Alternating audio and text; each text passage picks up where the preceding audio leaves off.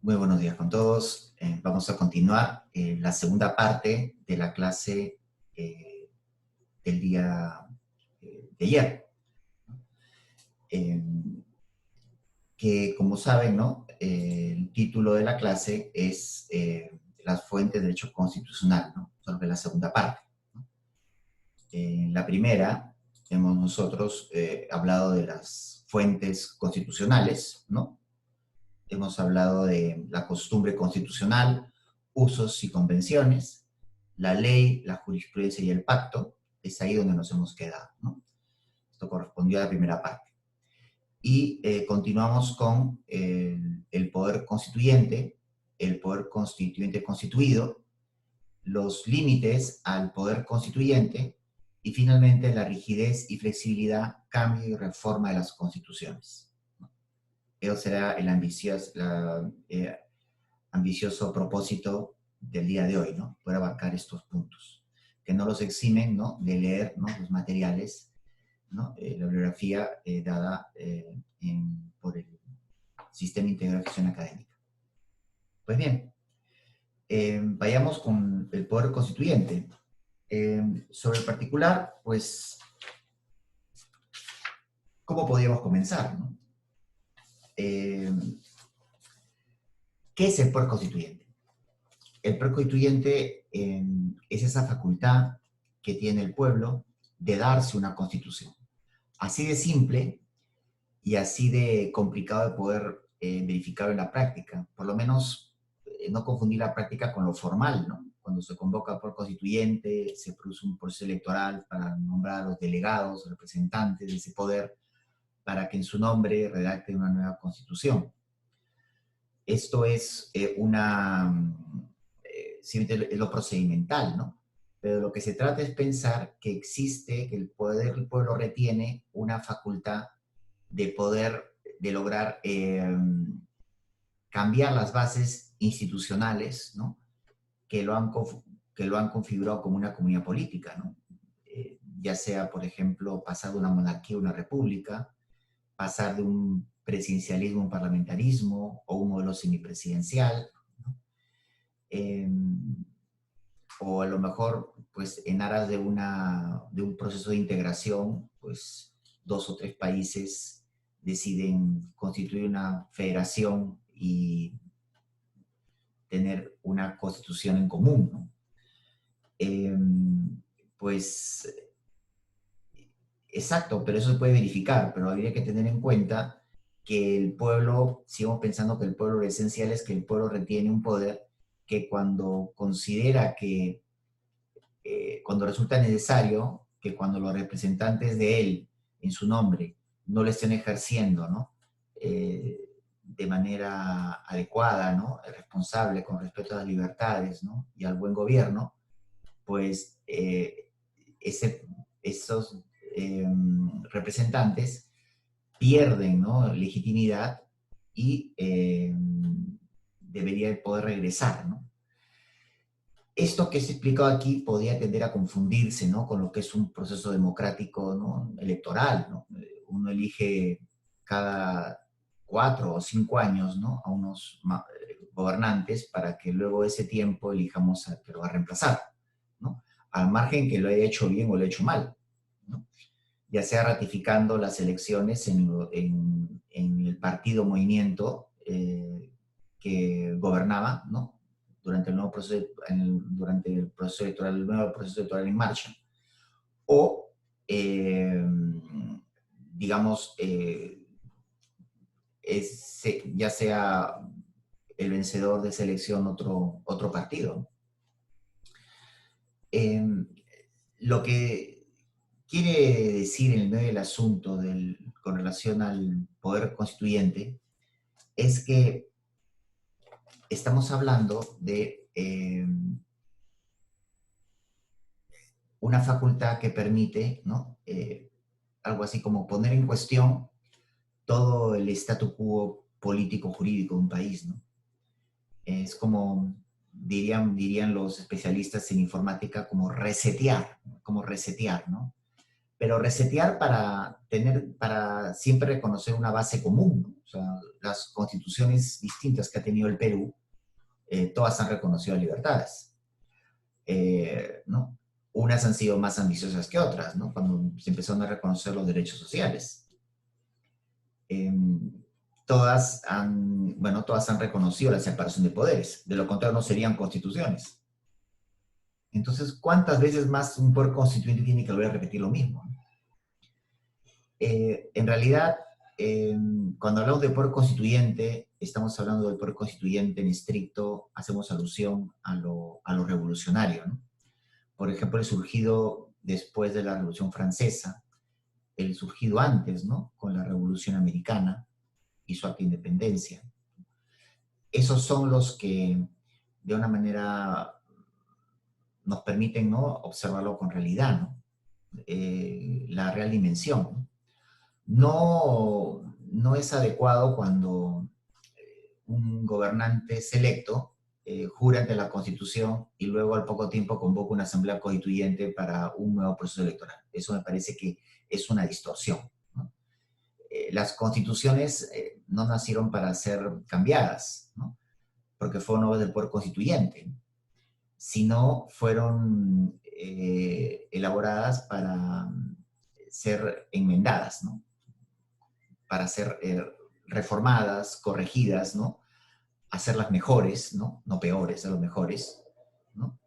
Por eso las reformas no pueden ser frívolas, ¿no? Entonces el poder constituyente no es algo que pueda salir a la calle todos los días, ¿no? Sobre todo porque puede llevar o conducir a desaciertos, ¿no? Es mejor, entiendo, que la Constitución vaya, incluso una Constitución que a la cual pueda verse designado que adoleció de legitimidad de origen, con las sucesivas reformas puede ir adquiriendo una legitimidad de ejercicio, ¿no? Ha ido siendo aceptada. Entonces yo creo que eso es lo que podríamos nosotros empezar a entender, ¿no? Sé que a lo mejor soy una parte minoritaria, un sector minoritario de las personas que piensan así, pero es que trato de verlo con realismo, ¿no? O sea, porque el poder constituyente es algo así como, si me lo permiten, como la zona, ¿no? Más mística, ¿no? Del derecho constitucional, porque se le atribuye a un ente, ¿no? El pueblo, que, que por más que sepamos a qué nos estamos refiriendo, pues en la práctica es un ente pues ¿no? Inmaterial, ¿no? Y, que, y que incluso, ¿no? Si fuese así, pues tenemos comunidades políticas en grave peligro democrático, ¿no? Como en Venezuela, en que el pueblo se manifiesta y el poder, quien lo ejerce, pues no parece escuchar ni moverse. Más bien todo lo contrario. Entonces, todo esto nos puede llevar eh, a una confusión, ¿no? De las fuentes que hemos visto, ¿no? La costumbre, la ley, la jurisprudencia, el pacto, ¿no? El poder constituyente, pues, estaría entre las fuentes, otras fuentes, pero propiamente constitucionales, ¿no? Nacidas, ¿no? En el derecho constitucional y que suele ser la más mística de todas, ¿no? Debería uno referirse al poder constituyente a los padres de la Constitución, ¿no? Y que ella haya sido, y que ella haya tenido varias reformas, ¿no? Ejemplos en Iberoamérica los tenemos. Tenemos, por ejemplo, por un lado, la Constitución mexicana de 1917, con más, como alrededor de 600, un poco más de reformas, y la Constitución argentina, ¿no? De 1860, perdón, 1853/60, que tuvo algunas reformas, pero una muy fuerte en el año 94, ¿no? Que fue una reforma total, ¿no? Pues, pero sigue siendo una constitución cuyo origen se remonta al siglo XIX. Cuando hablamos del poder constituyente, pues se suele mencionar a Emmanuel Sieyès, ¿no? Pero en realidad, siendo realistas y siendo historia, el primero en hacer alusión a esta facultad, no sin nombre, no con el nombre de poder constituyente, pero hay que siempre preferir seguir el concepto, ¿no? Más que el enunciado, fue John Locke, que fue el padre del liberalismo, ¿no? No olvidemos que la Constitución es un invento liberal. John Locke, en el segundo tratado del gobierno civil, ¿no? En un párrafo largo que no voy a leer por completo, sí me permito leer algunas líneas en este momento, ¿no? Aunque una comunidad política no puede haber más que un poder supremo, que es el legislativo, al cual todos los demás deben estar subordinados, ¿no? Esto lo dicen porque en Inglaterra el Parlamento es declarado supremo, ¿no? Soberano a raíz de la Revolución Gloriosa en 1688. Pueden ustedes revisarlas en la historia, ¿no? El legislativo no es más que un poder fiduciario que ha sido encargado de actuar para fines determinados. Ocurre que todavía permanece en el pueblo un poder supremo para remover o alterar el legislativo, cuando las gentes ven que actúa contrariamente a la confianza depositada en él, ¿no? Pues ya que todo poder confiado para un fin está limitado por ese fin, cuando tal fin es manifiestamente abandonado o atacado, la confianza debe ser necesariamente revocada, ¿no? Y el poder devuelto a las manos de quienes lo otorgaron, ¿no? Los cuales pueden colocarlo de nuevo donde consideren que es mejor para su salvedad y seguridad, ¿no? Esta, esta idea, ¿no? Es la idea básica, ¿no? Para comprender lo que es el poder constituyente, ¿no? Luego esto fue mejor desarrollado, ¿no?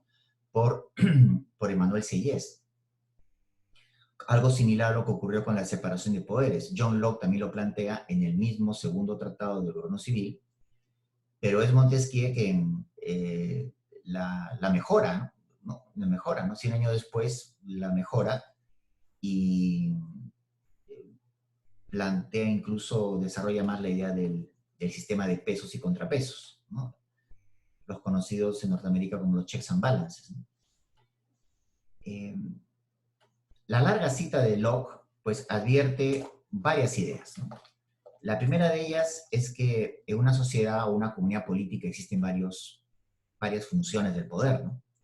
Las más básicas, ejecutivo, legislativo y judicial, esto ya lo sabemos, ¿no? Y que cuando hablamos del poder constituyente, no dice Locke poder constituyente, pero saben a qué estamos aludiendo, solo lo hace para ciertos fines, ¿no? Es decir, como bien dice el profesor Pereira, ningún gobernante ejerce el poder con un cheque en blanco, ¿no? Lo hace bajo ciertos límites, ¿no? El poder legislativo está limitado para esos fines, ¿no? No puede ir más allá de lo que el derecho natural, ¿no? le permite, ¿no? Le permite hacer, ¿no? Y lo que las disposiciones constitucionales pues, le han permitido hacer, le han permitido realizar, ¿no? Puede legislar, representa, fiscaliza, pero no mete a la cárcel a nadie. No puede meter a la cárcel a nadie, ¿de acuerdo? Esa es función de otro poder del Estado, ¿no? También otra característica es que el pueblo tiene, nos dicen, un raro y especial poder para removerlo, ¿no? Este raro y especial poder, pues es la zona en que yo les digo que es un poco el misticismo, ¿no? Porque hacemos un acto de fe que lo tiene el pueblo, ¿no? Pero en realidad no podemos asegurar que el pueblo realmente va a poder revocar un poder de alguien que lo esté ejerciendo de manera más que irregular. Esto por los ejemplos que hay en la región, ¿de acuerdo? No olvidemos que quien ha propuesto esto es un académico, ¿no? Entonces, y en el derecho constitucional también el componente de tener que creer algo, ¿no? Porque creemos que es así porque suma, aporta, ¿no? Beneficia la idea del bien común, ¿no? Que es el bien de todos, ¿no? Y para todos. Ese poder del pueblo se entiende que es supremo, primario, ¿no? E ilimitado, ¿no? A diferencia de demás poderes que tienen poderes limitados, ¿no? Y no cabe que entre en ejercicio, ¿no? Hasta que el gobierno pues esté disuelto porque obró mal, ¿no? Entonces aquí cuidado que se confundan con las elecciones democráticas, ¿no? Uno puede hacerlo muy mal, pero fue elegido democráticamente y tiene que culminar, ¿no? Salvo que devenga en ilegítimo porque ha infringido normas constitucionales. Es una manera también que tienen que irse, ¿no? Cuando hablamos del poder constituyente, no estamos haciendo alusión solamente al poder ejecutivo, sino también al legislativo y al judicial, de alguna manera, ¿no? En cuanto a que el orden que lo rige puede cambiar, ¿no? Puede cambiar. Puede, por ejemplo, un orden constitucional decretar que los jueces supremos sean vitalicios, ¿no? Entonces, siendo los mismos jueces supremos los que van a mantenerse, ¿no? Estuvieron con la constitución anterior y con la actual, pues este nuevo orden constitucional les va a dar una atribución que antes no tenían, ¿no? Y van a gozar de ella. Y los nuevos parlamentarios que se elijan, pues van a tener también, a lo mejor se podrá restaurar la reelección inmediata, en fin, ¿no? Y luego se concluye como última idea que en circunstancias apacibles y ordinarias el poder constituyente no funciona, no opera. Claro, ¿no? Ahí están porque para eso está la Constitución y el orden. Pero repito, Locke se puso en una hipótesis como académico, ¿no? De hecho, lo más cercano a la realidad de lo que ocurrió en Inglaterra fue, repito, la Revolución Gloriosa en 1688, en que Cromwell gobernó con instrumentos de gobierno, que en lo material sí parecía una constitución, con ellos 11 años, ¿no? La etapa del protectorado. Y lo más cercano, ¿no? Pero luego vino la restauración, pero donde mejor se desarrolló esta tesis fue pues, en Europa continental, concretamente como un medio, ¿no? Intelectual para poder comprender, ¿no? Y asimilar intelectual, académicamente, ¿no? Y darle pues insumos a la historia, ¿no? Como fue el estallido de la Revolución Francesa, ¿no? Y todas sus consecuencias.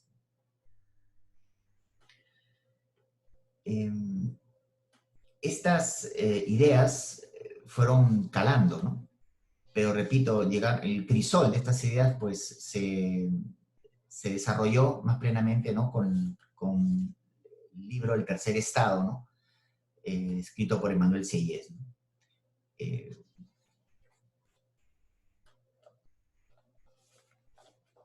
¿Qué es lo que, por ejemplo, podemos nosotros reconocer, ¿no? en esta tesis, ¿no? De Sieyès, ¿no? Que la nación tiene un poder constituyente, ¿no? Distinto a los demás poderes. Esto nos suena por lo que dijo Locke, ¿no? El que lo hereda no lo hurta. El poder constituyente no puede ejercerse por la nación misma, ¿no? Porque tal cosa sería literalmente imposible, ¿no? Y por eso lo hace a través de representantes. Esto es una afirmación de mucho sentido común, ¿no? Que un poco avala subraya lo que vengo diciendo, ¿no? Que es el lado más místico del hecho constitucional es hablar por constituyente, ¿no? Lo tiene el pueblo, pero no puede ejercerlo por sí mismo, sino por representantes, ¿no? Pero esos representantes nos dicen cómo forman un poder superior y diferente de los poderes constituidos ordinarios, el poder constituyente distinto, poder constituyente creador distinto de las instituciones que él crea, llámese los poderes constituidos como el ejecutivo, el legislativo, judicial, el constitucional, el defensor del pueblo, etc., ¿no? Estos representantes tienen un carácter o una naturaleza extraordinaria, ¿de acuerdo? Tienen temporalmente, ¿no? Están para cumplir un encargo, ¿no? Luego están vinculados con un compromiso, ¿no? Son realmente comisionados, ¿no? Porque tienen un encargo, ¿no? Una comisión, ¿no? Un trabajo que realizar, ¿no? Que justifica su accionar, sus decisiones, ¿no? La conclusión y votación, ¿no? Fruto, ¿no? De la última decisión en los debates, ¿no? La comunidad no se despoja de ese derecho, ¿no? A que se haga su voluntad, pero son los representantes los que la llevan en práctica. Eso se puede en la práctica vulnerar, ¿no? Sobre todo que en la práctica el pueblo cuando vota por asamblea constituyente, quienes, los partidos, movimientos, personas que ganan, tienen mayoría, pues uno puede vislumbrar qué espíritu va a soplar, ¿no? En esa constitución, ¿no? por eso es tan peligroso, ¿no? Sacar el poder constituyente a las calles, invocarlo cada cierto tiempo, ¿no? Sobre todo porque las constituciones tienen sus mecanismos de reforma arduos, ¿no? Rígidos, ¿no?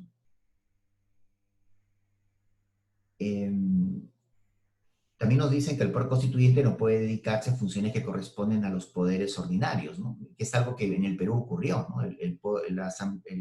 La Asamblea Constituyente que elaboró la Constitución 93, que fueron de 80 miembros, luego culminado su encargo, obró como Congreso el resto de mandato presidencial, o sea, del 93 al resto del 93 al 95, ¿no? Que fueron las elecciones, ¿no? Y eso es irregular, ¿no? Cumplido su encargo, se tienen que ir y tienen que convocarse nuevas, en todo caso, elecciones congresales, ¿no? Pasando en limpio, ¿no? Estas ideas que desarrolló Sieyès, aparte, ¿no? Del planteamiento, ¿no? Madre, ¿no? De John Locke. El poder constituyente es, establezcamos cuáles son sus características. Es originario e inmanente a una comunidad política, ¿no? O sea, es decir, todo pueblo lo conserva, ¿no? El poder viene del pueblo, de legislar, de gobernar, administrar justicia, pero el pueblo no se despoja de todo ese poder, sino que místicamente, ¿no? Conserva, ¿no? Digamos, aquello que no le da a los demás, y es el poder absorber temporalmente esas facultades, convocando una asamblea constituyente que mejore ese pacto, esas reglas de juego, ¿no? Porque no han operado debidamente. Especialmente por eso menciono que el poder constituyente genuino es el que más se corresponde a esta idea, ¿no? Fruto de una revolución, ¿no? En donde cambia el tejido social, ¿no? Donde hay un cambio de bases muy, muy sonoro, ¿no? Como por ejemplo sería una revolución que declara abolida la monarquía, ¿no? O una revolución en la cual una colonia declara su independencia, ¿no? Y va a crear o establecer sus propias reglas, ¿no? Otra característica es su lado soberano, ¿no? Es soberano, o sea, entendido como inapelable, ¿no? Solamente estaría limitado, ¿no? Por el derecho natural, ¿no? Claro, una constitución que, que no reconozca derechos humanos, no reconozca estos bienes humanos, ¿no? Estas cuotas de perfección humana para realizar a la persona, pues no es muy constitucional que digamos, ¿no? Y tampoco pues que una constitución avale la dictadura, ¿no? Como existen documentos que por más que se autodenominen constitución, no lo son, no lo son. Luego es una realidad fáctica, ¿no? Nos menciona, ¿no? Es una realidad más de hecho que de derecho, ¿no? Porque se da. Y eso tiene mucho que ver con la idea del poder constituyente genuino, ¿no? El provenir de una revolución, ¿no? De un hecho concreto, una serie de causas y concausas que han dado lugar a establecer, ¿no? Un nuevo orden, ¿no? En el cual pues se propone edificar una república, ¿no? Sobre las bases de igualdad y libertad, ¿no? Y todas sus consecuencias, ¿no? Es decir, que cualquier persona pueda llegar a ser jefe de Estado, sin importar su condición social. ¿Me acuerdo? Eso sonaba en su momento revolucionario. Ahora es más normal, pero en su momento sonaba revolucionario, ¿no? Luego es momentáneo, ¿no? Usted lo mencioné antes porque se ocupa de un determinado encargo. Cumplido ese encargo, tiene que disolverse. Y cumplió el encargo, los constituyentes pues someten al pueblo, ¿no? Su obra, su encomienda, ¿no? Y el pueblo tendrá por referéndum que ratificarlo o no, si está de acuerdo con ello o no. Y si no está de acuerdo, tendrán que volver a hacer la tarea, como en el colegio, y proponerla nuevamente.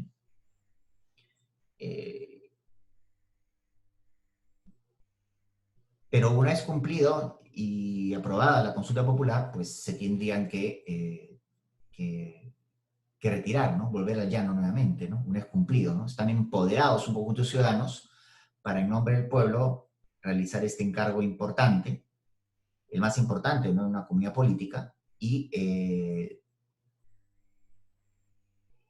una vez cumplido, pues, despojados de esa facultad, vuelven a integrarse a la comunidad, ¿no? Como ciudadanos comunes y corrientes, ¿no?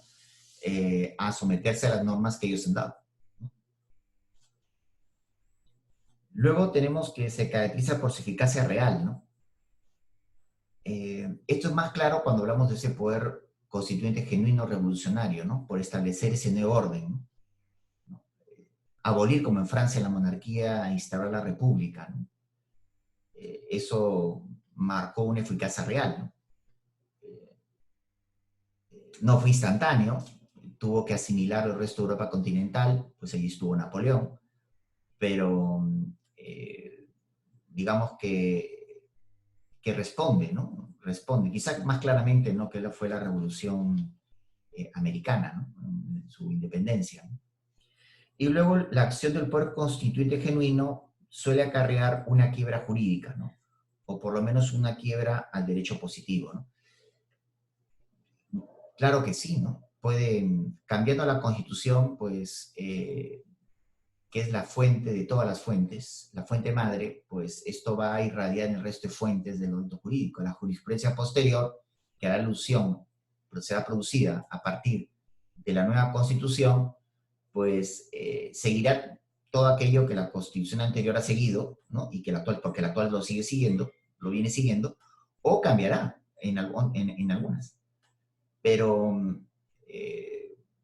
seamos claros, ¿no?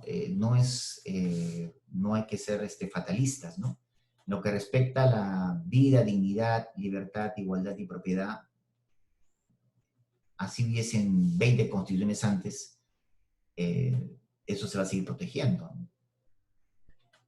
Quizás se hace alusión más al tema del funcionamiento de unas instituciones o a la creación de unas instituciones nuevas, ¿no?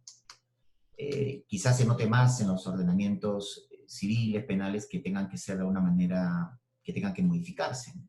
Que tengan que modificarse. Por ejemplo, bajo la Constitución de 1979, la anterior a la actual, dio lugar a que más adelante se reformara el Código Civil, ¿no? Del 36 para pasar al Código de 1984, ¿no?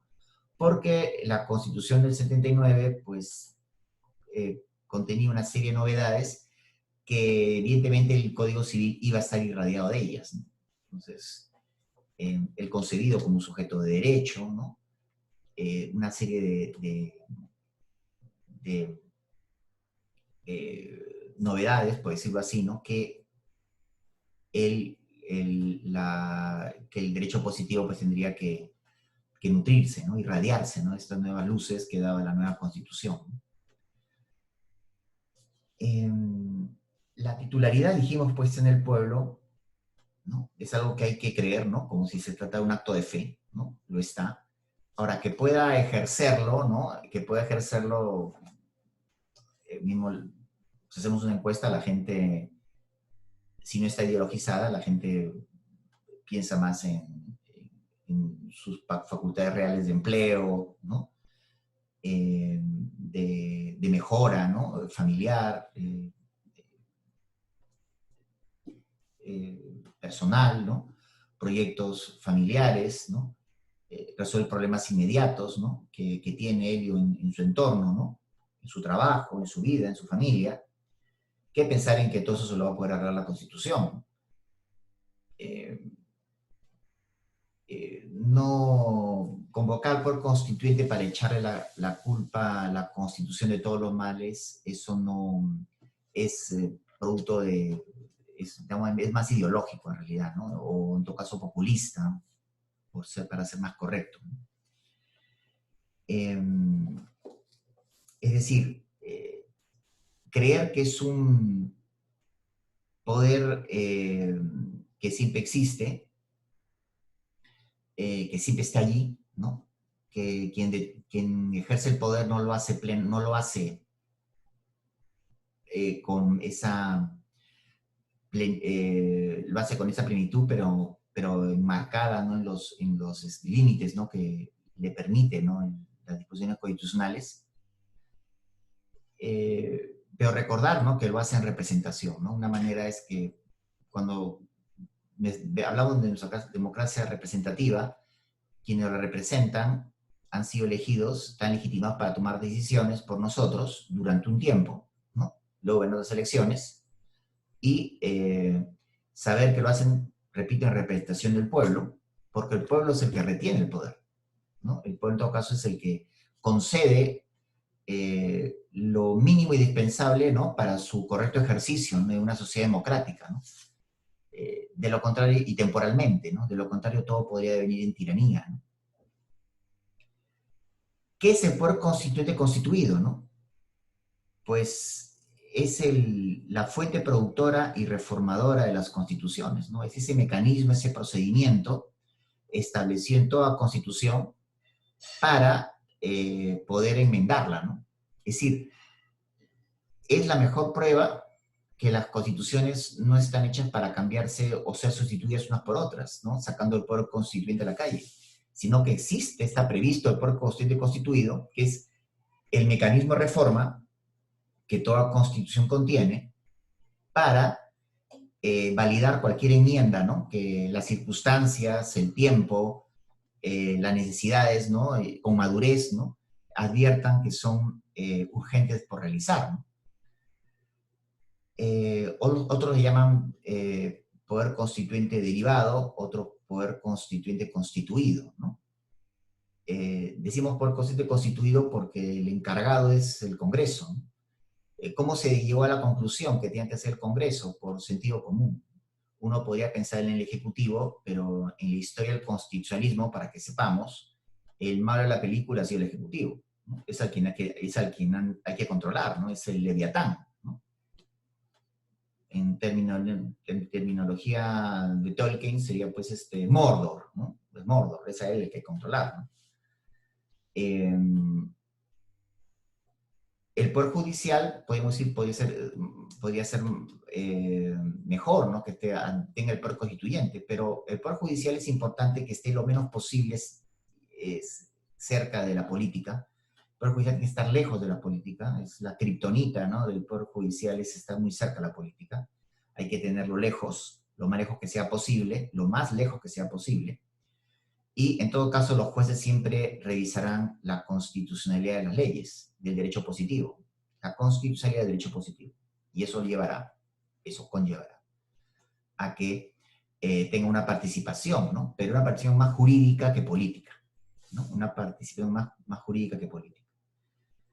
Los congresistas, al momento de tener que elaborar un proyecto de reforma a la Constitución, pues es por lo general es un procedimiento que reviste unas exigencias, ¿no? Unos requisitos más arduos, ¿no? Porque se pide mayor consenso, ¿no? Mayor consenso para lograr que exista una mayor grado de certeza que no se están equivocando, ¿no? Eso también es relativo, ¿no? Por algunas reformas que se pueden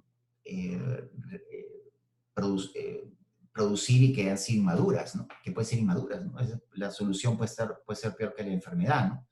Sobre todo cuando se quiere innovar mucho en el derecho constitucional y no se mira en la tradición, no solo nacional, sino la tradición en el derecho comparado, y buscando realidades semejantes, ¿no? Yo no puedo comparar al Perú con otras, con realidades, ¿no? del constitucionalismo del primer mundo, pero puedo aspirar, ¿no? Puedo aspirar, pero tengo que sujetarme a las constituciones de aquellos países que pueden de alguna manera estar más identificados, ¿no? con nuestra realidad, ¿no? El poder constituyente tiene límites, sí los tiene, ¿no? El poder constituyente de tipo genuino en realidad no tiene límites de naturaleza de derecho positivo, ¿no? Porque incluso podría, repito, hasta cambiar un régimen político, ¿no? Podríamos pasar de una estructura monárquica a una republicana, o viceversa, ¿no? Una republicana a una monárquica, o cambiar la forma de gobierno, ¿no? La Constitución del Brasil del 1988 pues se planteó en sus disposiciones finales y transitorias consultar si Brasil pasaría de una república a una monarquía y del presidencialismo al parlamentarismo, ¿no? Se mantuvo siendo una república y se mantuvo siendo un presidencialismo, pero eso es cuanto a la operatividad de un poder constituyente constituido. Pero como poder constituyente revolucionario también. O sea, el hecho solamente que una ex colonia se declare libre e independiente, pues eso ya es bastante revolucionario, ¿no? Y a su vez establecer un nuevo orden y un régimen distinto, ¿no? Pues eso llama mucho la atención. O encabezada con las palabras nosotros, el pueblo, por el pueblo y para el pueblo, yo creo que eso también es bastante revolucionario, en su momento bastante revolucionario, ¿no? Además de romántico. El poder constituyente genuino no está limitado por ninguna traba jurídico-positiva, pero el poder constituyente constituido sí es limitable, ¿no? Sí es limitable. Por ejemplo, una constitución puede establecer que la forma monárquica no podrá ser sujeta a reforma constitucional. Es como un núcleo duro. Esto no se toca. Esto lo dice la Constitución española en 1978. La Constitución francesa, ¿no? Al lado nomás, dice lo contrario, ¿no? Dice la forma republicana de gobierno no podrá ser objeto de reforma. O sea, ya le da indicación al poder constituyente constituido para decirle, esto no lo tocas, esto no es negociable, no, no es negociable. ¿No? Es parte de nuestra identidad, es parte de nuestra identidad y al punto que es un gran pedazo de nuestra historia, ¿no?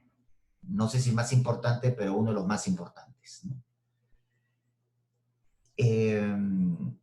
Ahora bien, cuando hablamos del poder constituyente constituido, estamos haciendo alusión, ¿no? Tanto a la rigidez y flexibilidad, ¿no? Al cambio y reforma de las constituciones, ¿no?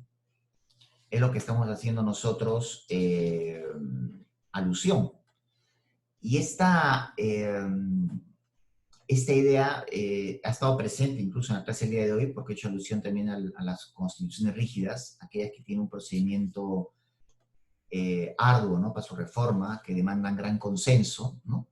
Como lo vimos en la clasificación de las constituciones. Por otro lado, tenemos las constituciones flexibles, que son aquellas como la del Reino Unido, la única, en que para su reforma bastaría una ley ordinaria, ¿no? Y con solo la mayoría simple de los parlamentarios. Pero repito, ¿no? Que es, y esto que nos puede sonar también a cierto lado místico, pues no lo es. En Inglaterra es así. La constitución inglesa no cambia todos los días. Hay un gran acuerdo fundamental, como ya mencioné en la clase anterior, ese acuerdo social, ese consenso social, ético, jurídico básico, ¿no? Que impide, ¿no? El cambio por cambiar, impide la frivolidad, ¿no? Y que están realmente identificados, ¿no? Con una serie de principios, reglas que han gobernado a sus antepasados y que considera que como han funcionado, podrían seguir funcionando.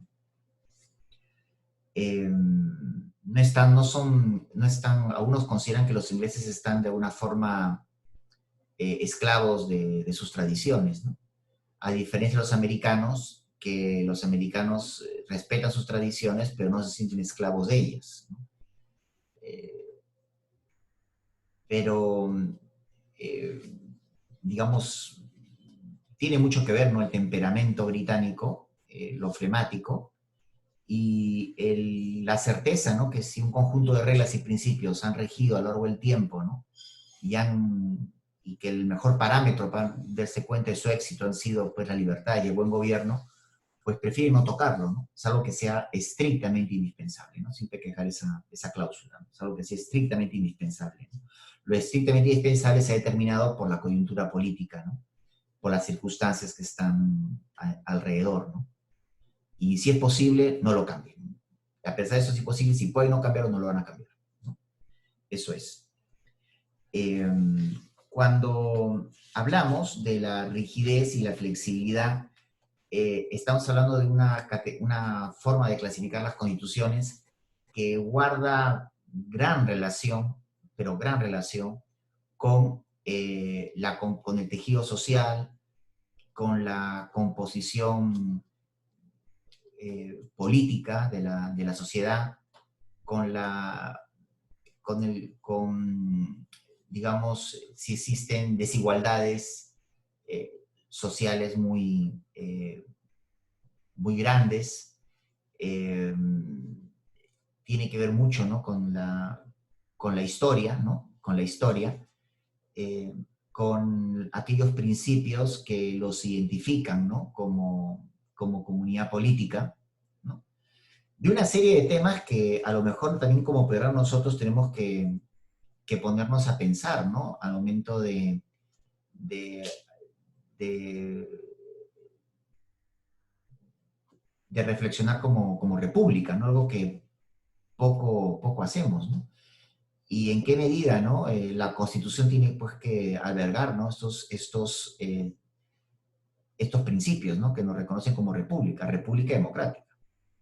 Una república, la asociamos más con la democracia, la Constitución, pero debería ser asociada, ¿no? En nuestro caso concreto, ¿no? Con lo que hemos decidido ser, ¿no? Una república, ¿no? ¿Y qué es una república? ¿Y qué espera la república, ¿no? De sus ciudadanos, ¿no? ¿De acuerdo? Cuando hablamos de las constituciones rígidas y flexibles, pues en realidad estamos haciendo alusión a la diferencia entre la Constitución británica, el constitucionalismo británico frente a las demás constituciones, ¿no? Incluyendo la norteamericana, ¿no? Lo cual llevó, por ejemplo, a que un jurista, ¿no? Carl Friedrich, planteara, ¿no? En vez de hablar de constituciones rígidas, hablar de constituciones de carácter firme, ¿no? Es decir, que no nos detengamos a distinguir flexibles o rígidas, sino que siendo realistas hablemos de constituciones firmes, ¿no? Aquellas que realmente son vividas por gobernantes y gobernados, aquellas que rigen, ¿no? Aquellas que se han mantenido en el tiempo, ¿no?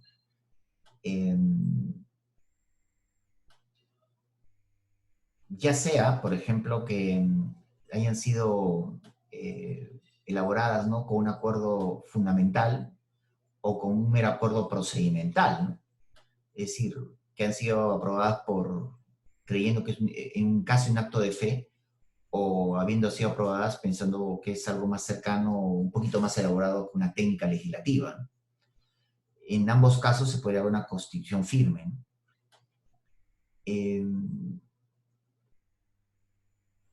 Esta clasificación, digamos que esto que planteó Fried suena interesante, el profesor Pereira lo recoge, pero verán que en el argot constitucional muy poco se habla de ello, ¿no? Muy poco se menciona, ¿no?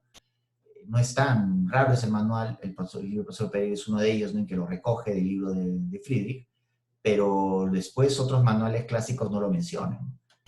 Las clásicas clasificaciones están en codificadas y no codificadas, mal llamadas escritas y no escritas, rígidas y flexibles, y luego la clasificación de Levenstein en normativas nominales y semánticas, ¿no? O normativas y utilitarias, ¿no? Como hemos visto. Otras nuevas ya vieron que son las constituciones cerradas y abiertas, esto ya lo saben de las lecciones anteriores. Pero esta clasificación, pues, algunos consideran que como una solución, ¿no? Para que comunidades políticas sin acuerdo fundamental, que no estén firmemente arraigadas, puedan decir que tienen constitución, o que puedan situarse por encima de los partidos, ¿no? Cuando hay divisiones entre los partidos políticos, ¿no? Divisiones, divisiones ideológicas, pero que, en fin, ambos consideran que estas son las reglas por las cuales estamos de acuerdo, ¿no? Que son mínimas. Y luego que se impide fue beneficiosa porque impide el cambio por el cambio, ¿no?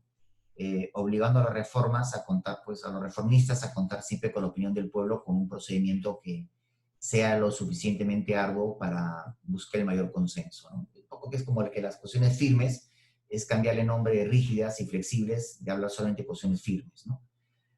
Y un poco diferenciando, ¿no?, del modelo de constitución del constitucionalismo británico, que también sería firme, ¿no? A su manera, como también sería firme la constitución rígida norteamericana, también a su manera, ¿no? Y ahí nos colocaríamos, ¿no?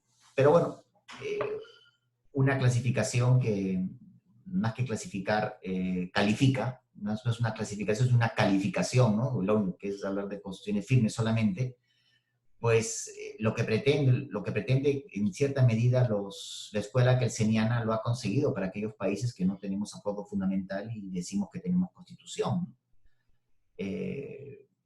¿No? Declarar que la constitución técnicamente, ¿no?, es la norma fundamental de un ordenamiento jurídico, ¿no? Orden que decimos que es ordenado pero no lo es, que decimos que es cerrado pero no lo es, y que decimos que no hay lagunas pero que sí tiene lagunas, y que la constitución preside todo ese orden, que más puede parecer un caos, en donde no sabemos cuántas disposiciones legales siguen vigentes totalmente, o parte de ellas, o eh, o cuántos artículos, pues repito, de una ley siguen vigentes, o qué artículo de una ley orgánica sigue vigente.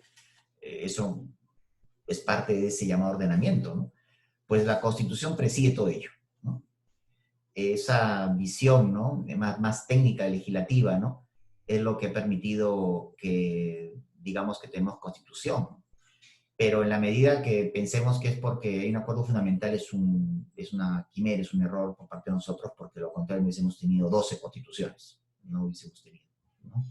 Hubiésemos tenido a lo mejor 3, ¿no? Yo creo que ya lo veremos, ¿no? El momento clave ya es no el 23, no el 1826, sino la Constitución de 1828, ya define algunos temas con los cuales se podía trabajar, ¿no? Que el Perú iba a ser una república, que el Perú iba a ser un modelo presidencialista, que iba a ser un Estado unitario, ¿no? Eran 3 elementos que ya nos habíamos puesto de acuerdo, y claro, se reconocían derechos, entonces a partir de ahí se ha podido ir modificando. Pero bueno, ahí hay otro problema relativo a la polémica, gran polémica ideológica entre las constituciones liberales y conservadoras, ¿no?, que ya estudiaremos.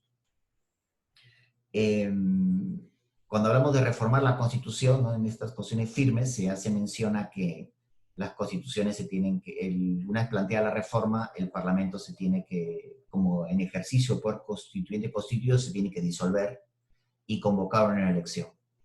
Y será la nueva composición del Parlamento que haya sido electa por el pueblo, dependiendo de las nuevas mayorías, será encargada de ratificar o no esa reforma que dio lugar a la disolución.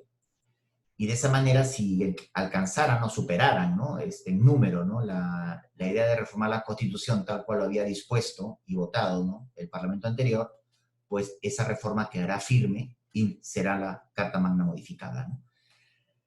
Esto se hace hasta ahora, ¿no? La Constitución rígida, como la Constitución española, tiene esto. Y la Constitución flexible, como el Reino Unido, también tiene esta disposición. También tiene esta disposición. Es decir, puede ser una salida muy práctica, pero lo cierto es que en ambos casos, tanto en Inglaterra como en España, muy poco se ha modificado la Constitución por este mecanismo, ¿no? Y estamos hablando de una Constitución rígida, la española, y una Constitución flexible como la inglesa, ¿no? Para el caso español, por ejemplo, hay una reforma pendiente, ¿no? Que la infanta Leonor, hija del rey Felipe VI, es la que es primogénita, sucesora, ¿no?, a ser la nueva reina de España, pero en el futuro. Pero mientras esto, pero la Constitución española dice que el rey la corona será atribuida al primer primogénito varón. Entonces hay que hacer una una reforma constitucional, ¿no? Más acorde a los tiempos de hoy, y que indistintamente del sexo sea atribuida a la corona española al primogénito, ¿no? Por un tema, pues, de orden, ¿no? Y de tradición. Pero esto va a dar lugar a que se disuelvan las Cortes, haya una nueva elección, pero claro, son tiempos movidos en el parlamentarismo español, ¿no? En Inglaterra, por ejemplo, eh, está claro que hay un sucesor y ya hay quien lo va a seguir también, ¿no? Hay un príncipe de Gales y hay quien lo va a seguir también, ¿no? En la línea sucesoria. Pero en otros ámbitos, por ejemplo, la Constitución inglesa no ha necesitado ese tipo de reformas, ¿no? Esas reformas de carácter positivo realmente no han sido muchas. En todo caso, las que ha podido llevar a cabo, ¿no? El Poder Judicial, la Judicatura, con el paso del tiempo, interpretando las normas, aunque después de la Revolución Gloriosa, creo que la cuarta vez que lo menciono, la Judicatura no es un poco más rígida, ¿no? Para poder torcer, ¿no? No torcer o dar la vuelta, ¿no? A la voluntad del legislador, porque el Parlamento es declarado soberano, ¿no? Como consecuencia de la Revolución Gloriosa de 1688. Y les pediría que puedan, a través de la historia, poder revisar este episodio, ¿no? de Inglaterra, que es muy importante, ¿no? Para entender las raíces del derecho constitucional. Sobre los presupuestos de flexibilidad y rigidez, pues los presupuestos de flexibilidad, ¿no? Para que una cuestión flexible, pues nos dice que deben se fundan, ¿no? En las manos de una minoría educada políticamente y políticamente honrada, ¿no? Entonces, claro, esto podría sonar a bien escaso, ¿no? Pero es lo que la tradición constitucional parece que demanda, ¿no? Que la mayor parte del pueblo debe estar continuamente interesada y familiarizada con la política, ¿no? No caprichosamente, ¿no? No ideológicamente, pero tiene que estar continuamente interesada y familiarizada con la política, ¿no? Luego, que la mayor parte del pueblo, aunque legalmente soberano, debe permanecer satisfecho mientras se dictan determinados principios generales para que la minoría educada pueda manejar los detalles del gobierno, ¿no? Estas condiciones, pues de alguna manera es cierto que se puede decir que en la actualidad han casi desaparecido, ¿no?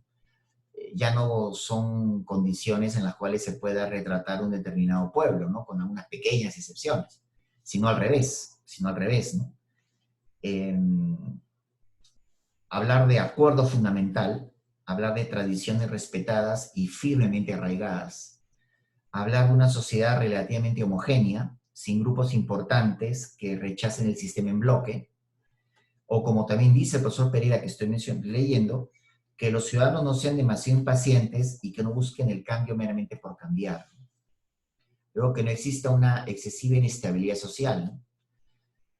Es muy importante, y esto está muy movido en algunas comunidades, cuando de alguna forma se ha logrado eh, una evolución, ¿no? De la comunidad política, ¿no? Sin, llamémosle, derramamiento de sangre al estilo Revolución Francesa, ¿no? Sino que a través del derecho, ¿no? Y a través de la política, la sociedad ha ido sufriendo cambios. Ya han existido momentos que han producido o exigido por parte de los políticos una mayor velocidad de cambio, ¿no? Como fue el final de la Segunda Guerra Mundial, ¿no? En que muchas cosas empezaron a cambiar rápidamente, ¿no? Al final de la Segunda Guerra, ¿no? Y en la sociedad inglesa, ¿no? En la sociedad inglesa, ¿no? Esto ocurrió. En lo que respecta a las constituciones rígidas, en cambio, por ejemplo, hay momentos en que sí no hay opción de que sea una opción rígida. No hay que entender las opciones rígidas como lo que le queda a los que no pueden tener una opción flexible, ¿no? La primera constitución rígida fue la constitución norteamericana, ¿no? Y no está mal, ¿no? Y es rígida porque es una constitución que optó por el federalismo, ¿no? Esa gran unión, ¿no? De un Estado-continente que para su mejor gobierno, ¿no? Buscó una unión reconociendo grandes competencias en las actuales 50 estados federados que la componen, ¿no?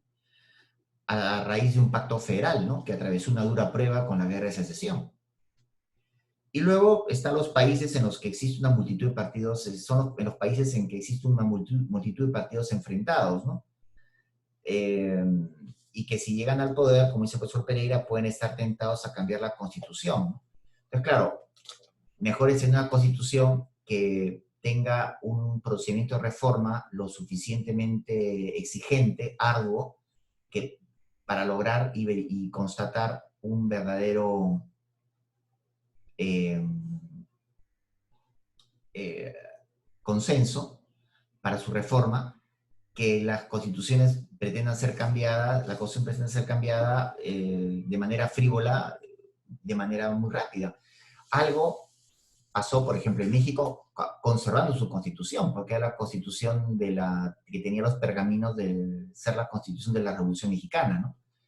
Pero con más de 600 reformas, pues, no digo que había ser, no tiene el grado de irreconocible, pero la Constitución norteamericana formalmente tiene 27 enmiendas, ¿no? Ya que hablamos más de 600 reformas. Entonces, entre artículos por adición, nuevos artículos, artículos que aparecen ya que dicen derogado, otros sustituidos, cambios parcialmente, ¿no? Hay de todo, ¿no? Entonces, pero de la misma Constitución, ¿no? En todo caso, tener presente lo siguiente, yo prefiero 20 reformas a 20 constituciones. Creo que más sano lo primero. Y más acorde con la idea de la Constitución y más acorde con la idea de lo que es el poder constituyente, ¿no? El tiempo que data un poder constituyente que es invocado durante siglos atrás, pues sí le da ese carácter, ¿no? de idea, ¿no? De fuerza mística, ¿no? Que carecen en nuestra región porque las constituciones, salvo excepciones, son muy jóvenes, ¿no? E incluso muchos padres de la constitución actual viven todavía, viven todavía. Uno tendría que llegar a decir, esta es la constitución de mis antepasados, o de mis predecesores, ¿no? Uno tendría que decirlo, ¿no? Nuestras constituciones en el Perú han sido muy generacionales, ¿no? Mi padre se educó con el 33, yo acabé la carrera con el 79, y ustedes han crecido ya son varias, por lo menos 2 generaciones que ya han crecido con el 93, con lo cual es algo, ¿no? Es bastante. Cuando hablamos de la universalidad, ¿no? De las constituciones rígidas, a excepción de Gran Bretaña, estamos, primero, como ya dije, no aludiendo a, digamos, al premio Consuelo, ¿no? Las constituciones rígidas, pues, son más fáciles de alcanzar, ¿no? Porque demandan más procedimiento, ¿no? Para su reforma, demandan más consenso. Pero no hay que pensar que las constituciones rígidas se reforman menos, ¿no?